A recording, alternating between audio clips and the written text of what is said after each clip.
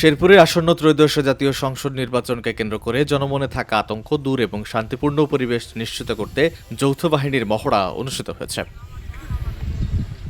আজ দুপুরে শহীদ মুক্তিযোদ্ধা স্মৃতি স্টেডিয়াম থেকে শুরু হওয়া এ মহড়ায় সেনাবাহিনী, র্যাব, বিজিবি ও পুলিশের সদস্যরা অংশগ্রহণ করেন। মহড়াটি শহরের প্রধান প্রধান সড়ক প্রদক্ষিণ করে শেষ হয়।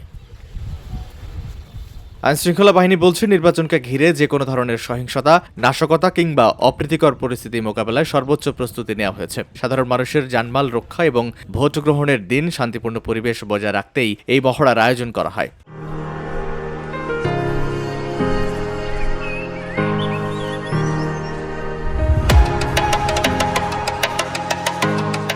মহড়া নেতৃত্ব দেন শেরপুর সদর উপজেলা নির্বাহী কর্মকর্তা ও সহকারী রিটার্নিং কর্মকর্তা মাহবুবা হক। এ সময় উপস্থিত ছিলেন সহকারী পুলিশ সুপার মিজানুর রহমান ভূঁইয়া সহ আইনশৃঙ্খলা বাহিনীর কর্মকর্তারা। নির্বাচনকে সামনে রেখে এমন দৃশ্যমান নিরাপত্তা কার্যক্রম জনমনে আস্থা সৃষ্টি করবে বলে আশা প্রকাশ করছেন সংশ্লিষ্টরা।